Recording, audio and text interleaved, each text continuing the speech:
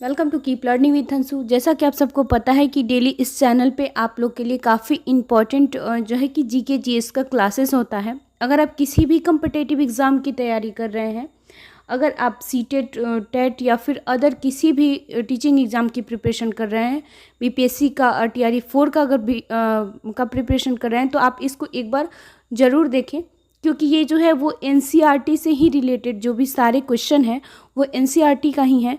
और आप सबको पता है कि अगर टीचिंग एग्ज़ाम की आप तैयारी कर रहे हैं तो वहाँ पे एनसीईआरटी को कंप्लीट करना और डीपली कंप्लीट करना काफ़ी इम्पॉर्टेंट होता है।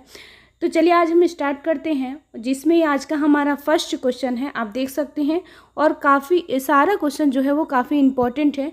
अगर आप किसी भी टीचिंग एग्ज़ाम की या फिर अगर आप किसी भी कम्पिटेटिव एग्ज़ाम की भी तैयारी कर रहे हैं, तो जिसमें आज का हमारा पहला फर्स्ट क्वेश्चन है, सबसे प्राचीन वेद कौन सा है?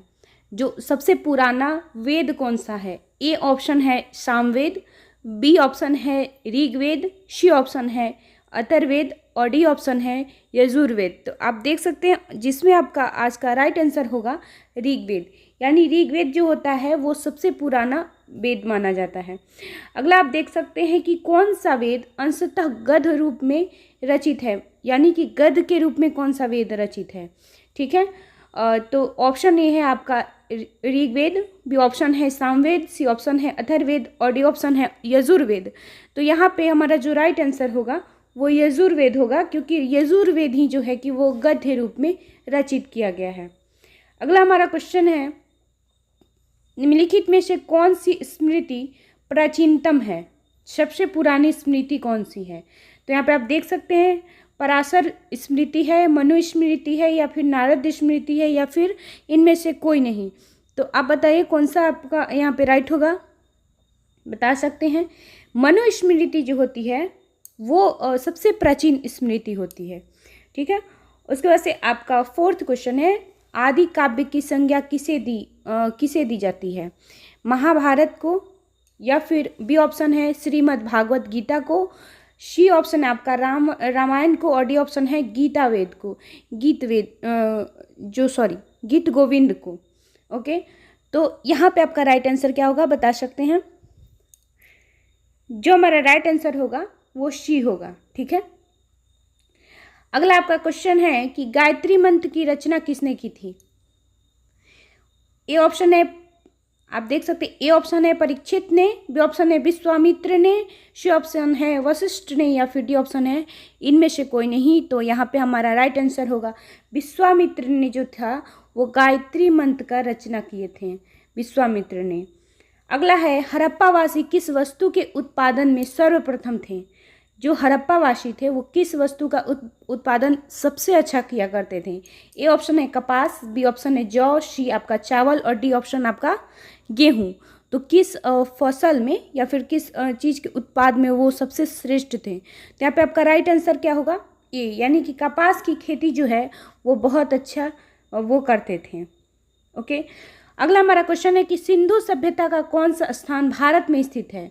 सिंधु सभ्यता लोथल है, B option Harappa, C option Mohenjodaro और डी ऑप्शन इनमें से कोई नहीं। तो यहाँ पे हमारा राइट आंसर होगा ए, यानी कि लोथल जो है वो भारत में स्थित है। आप बताइए भारत के किस राज्य में स्थित है? ठीक है, अगला हमारा क्वेश्चन है कि पाली ग्रंथों में गांव के मुखिया को क्या कहा जाता है? पाली ग्रंथों में ग्राम भोजक, ग्रामपति या मुखिया या फिर इनमें से कोई नहीं। आपका डी ऑप्शन है इनमें से कोई नहीं। तो हमें हमारा राइट आंसर क्या होगा, ग्राम भोजक। ग्राम भोजक से रिलेटेड आप लोग देखे होंगे, अगर आप पीवाईक्यू किए होंगे टीचिंग एग्जाम का, तो जिसमें ग्राम भोजक से रिलेटेड काफ़ी क्वेश्चन आता है। जैसे कि इस बार सीटेट में भी, सीटेट पेपर 2 में एसएसटी का जो क्वेश्चन था उसमें भी ग्राम भोजक से रिलेटेड पूछा गया था। क्वेश्चन है, नंद वंश का संस्थापक कौन था? यहाँ पे आपका ऑप्शन है नागार्जुन, बी ऑप्शन है घननंद और सी ऑप्शन है महानंदनी या फिर इनमें से कोई नहीं।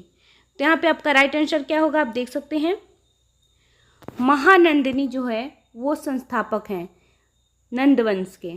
ठीक है, सिकंदर ने भारत पर कब आक्रमण किया था? ये बताइए, ये आप सबके लिए काफ़ी इजी क्वेश्चन है इस टाइम का। तो सिकंदर ने भारत पर कब आक्रमण किया था? ऑप्शन ए है 330 ईस्वी पूर्व, और ऑप्शन बी है 325 ईसा पूर्व, या फिर सी ऑप्शन है 326 ईसा पूर्व, या फिर डी ऑप्शन आपका 300 ईसा पूर्व। यहाँ पे आपका राइट आंसर क्या होगा? 326 ईसा पूर्व जो है वो सिकंदर ने भारत पर आक्रमण किया था। ठीक है, अगला आपका है कि नंद वंश का अंतिम सम्राट कौन था? ए ऑप्शन है महापद्नंद, बी ऑप्शन है घननंद, सी ऑप्शन है कलाशोक, और डी ऑप्शन है इनमें से कोई नहीं। तो यहाँ पे आपका राइट आंसर होगा घननंद।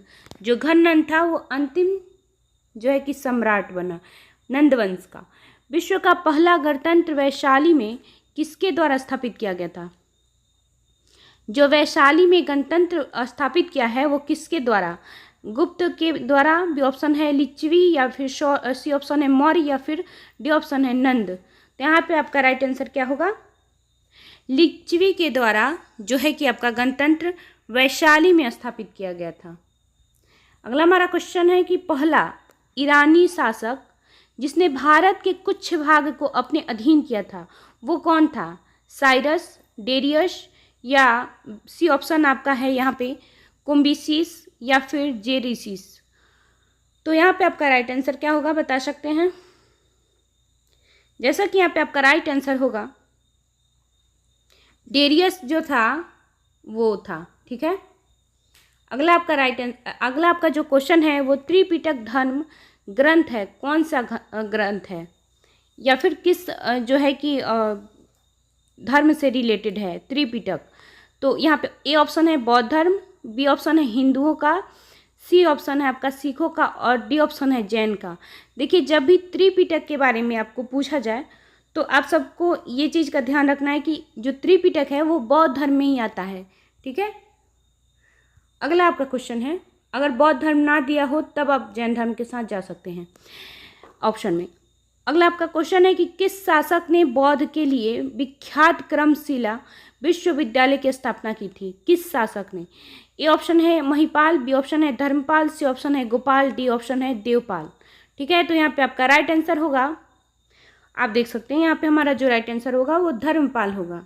ओके, तो आज का ये लास्ट क्वेश्चन था, और आप सब बता सकते हैं कि ये क्वेश्चन आप लोगों को कैसा लगा। अगर आपको ये वीडियो हेल्पफुल लगे तो प्लीज़ चैनल को सब्सक्राइब करें। Okay, thank you.